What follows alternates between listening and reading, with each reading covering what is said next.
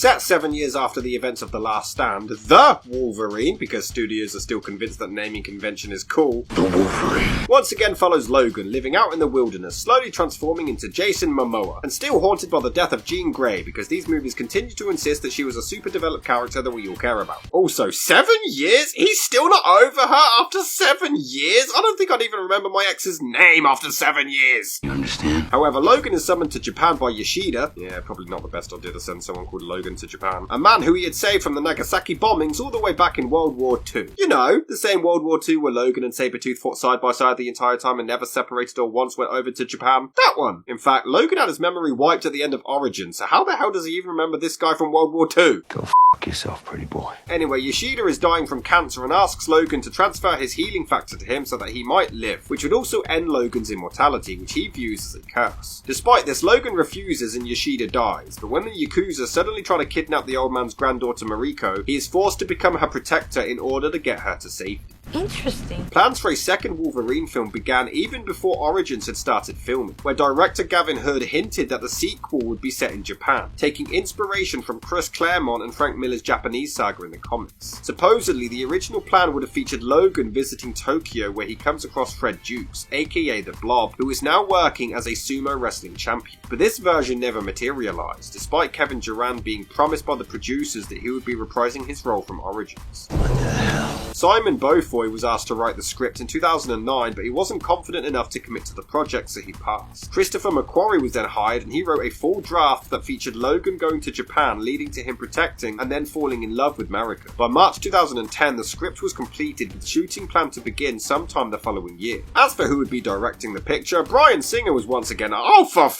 sake! That's stupid. However, for once, Singer passed on the project due to being too busy diddling he had pre-existing obligations. The director's chair was instead given to Darren Aronofsky, who tweaked the original script to make it a standalone film rather than a direct sequel to Origins. Which means we're allowed to f*** up continuity. But then that is no surprise. However, in March 2011, Aronofsky bowed out of the production as he felt uncomfortable with staying away from his family during filming. As I talked more about the film with my collaborators at Fox, it became clear that the production of The Wolverine would keep me out of the country for almost a year. I was not comfortable being away from my family for that length of time. I am sad that I won't be able to see the project through, as it is a terrific script and I was very much looking forward to working with my friend Hugh Jackman again. We'll see. With Aronofsky gone, a new director was needed. Guillermo del Toro was asked and actually came quite close to accepting, as he was a big fan of the Japanese storyline in the comics. However, he left negotiations when he discovered that he would have to spend 2 to 3 years working on the film, and other considerations included Jose Padilla, Gavin O'Connor, Justin Lin, Doug Liman, Antoine Fuqua and Sean Levy, before James Mangold was selected. You know, the guy who would go on to oh, son of a bitch! Don't make me do this. Anyway, now that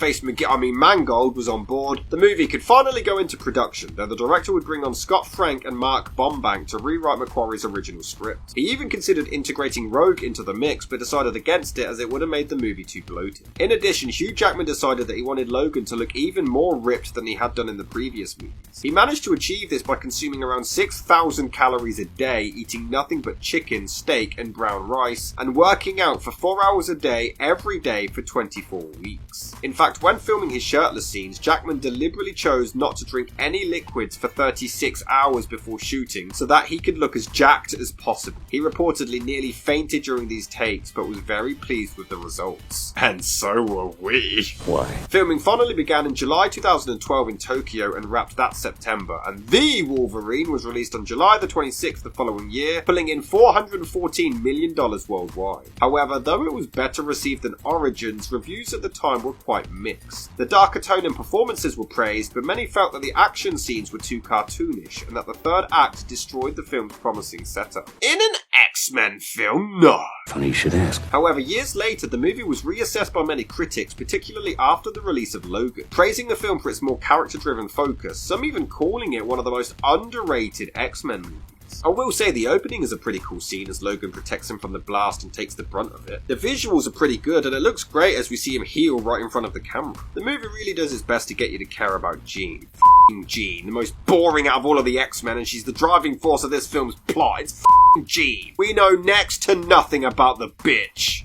Who's Jean? Very good question. Not only does Logan somehow not get over her after all of these years, but why does he even care so much? He didn't give a shit when she died the first time. I love you, Jean. Why? You kissed, what, twice? She died. twice, but I only care the second time for some reason. The CGI of this bear is f***ing awful. That is all. I'll give the film this much. Hugh Jackman is back to being awesome. He's such a badass and it's a really cool performance. Yeah, he's actually back to being cool in these, although he looks like Jesus for a lot of it. This sword is hundreds of years old. It was named Danzan by the first samurai who used it. Ah, it traps the souls of her victims. You don't like to fly? I love it. What? What's the joke? Because that's when Jean died? The first time? What's the joke? What's the joke? But man, I hope you're fluent in Japanese. Yeah, we got another one. I've said it before and I'll say it again. If your movie is predominantly in English, you shouldn't expect your audience to have the English subtitles on for the entire goddamn movie. Okay, I am autistic and I tend to do that anyway, but that's not the point. You miss half the movie because there's no subtitles. What's she say? That's what I want to know. There's actually a scene where Logan is practically sexually assaulted in a tub and it's played for laughs.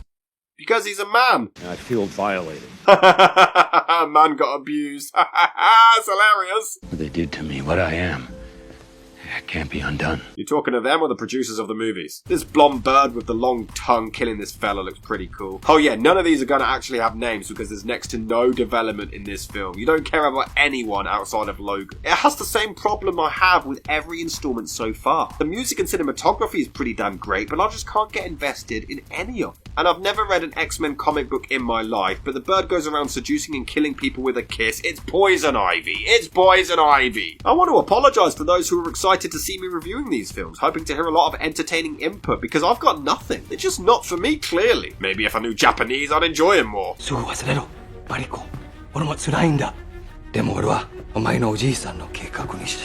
very good point. I don't even think of that. The action scenes are pretty good, and Logan kicking ass will always be cool. Although... Don't hit my friends. Was that supposed to be a cool one-liner? You tried to kill your daughter. Live with that. Alright, that one was better. Before we get the most cliche fight scene in a superhero movie ever, on top of a train. Looks like a damn video game. Where the hell did the budget go? Logan meets this woman for about 20 seconds, so I guess the next movie is going to be about how much he loves her. I mean, for f***'s sake, he's fighting a damn robot and I don't care! James Mangold later admitted that this fight was inserted at the request of the studio because they felt the film was too slow, and you can tell it's so out of place. It's a shame too, because you can tell that Jackman really is trying his best. In fact, they all are. Too bad. There's even an alternate ending where Yukio presents Logan with a box containing his yellow Wolverine mask from the comics, only for him to roll his eyes at it, because ha ha ha ha, comic book fans, let's make fun of them again, it's funny. Oh, and after the credits, Xavier rocks back up so casual after resurrecting from the f***ing dead. Well, I'm sure we'll have a great explanation. You're not the only one with gifts. I guess that'll do. This movie sucks! How do they do it? How are we 6 goddamn films in and we still haven't found an X-Men film I like? Once again, this isn't unwatchable or anything, but it does absolutely nothing to get you invested. The story isn't anything to speak about, the action ping-pongs between kind of fun and utter nonsense, and any character that isn't Logan is so bland and so uninteresting. Sure, Jackman is once again fantastic, but a great performance can only carry a movie series for so long. I've just accepted that the jig is up and this franchise is finally out of tricks. But hey, we've got 5 more of these bastards to go, so maybe one will finally win me over, but at this point, I wouldn't count on it.